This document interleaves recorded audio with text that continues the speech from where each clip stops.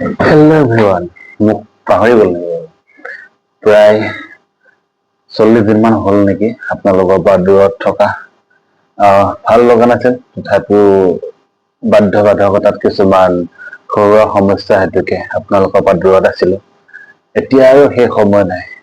এতিয়া সময় সলনি হ'ল, এতিয়া সময় আহি পৰিল আপোনালোকৰ মাজত আকৌ ঘূৰি অহাৰ, আৰু তাৰ কাৰণে আপোনালোকক বহুত মিছ কৰিছোঁ। আৰু এতিয়া সময় আপোনালোকৰ মাজত পুনৰ ঘূৰি অহাৰ। মই ভাবো আপোনালোকে নিশ্চয় ভালে আছে, আৰু আপোনালোকৰ খবৰ কেনেকুৱা এইটো জনাবলৈ একেবাৰেই নাপাহৰিব। আৰু বহুত কথা আপোনালোকক ক'বলৈ আছে।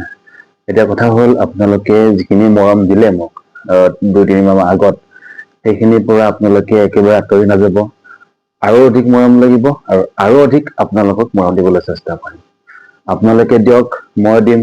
এইটোৱে হ'ল আমাৰ জোনবিল মেলাৰ নিচিনা, দিয়া আৰু লোৱা, হিয়া দিয়া নিয়া। কথাটো হ'ল, আপোনালোকে যদি পাহৰিছিলে তেতিয়াহ'লে মই আকৌ মনত পেলাই দিলোঁ। মোৰ চেনেলটো ছাবস্ক্ৰাইব কৰিবলৈ নাপাহৰিব। ফ্লাইং হাই কৰাব বুলি আছে, স্ক্ৰীণত আপোনালোকে আহিছে কেনেকৈ স্পেলিং লিখিব লাগিব।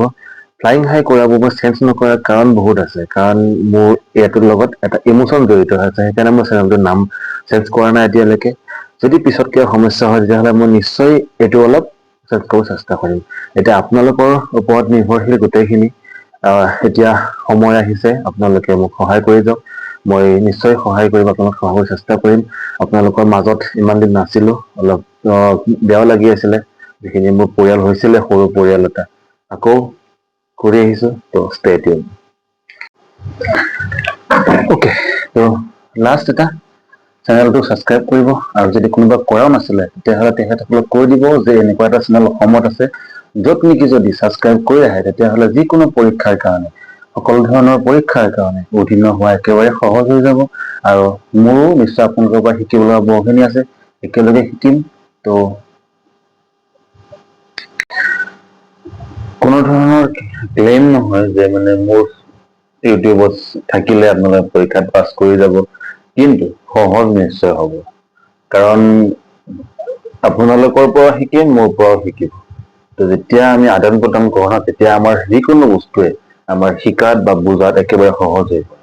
তাৰ কাৰণে আপোনালোকক এটাই ৰিকুৱেষ্ট, মোকো শিকাওক, মোৰ পৰাও কিছু নিশ্চয় শিকক।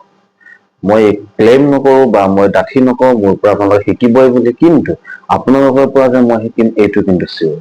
ত' চেনেলটো ছাবস্ক্ৰাইব কৰক আৰু ছাবস্ক্ৰাইব কৰাওক। আৰু কেনে আছে কমেণ্ট কৰি জনাবলৈ নাপাহৰিব।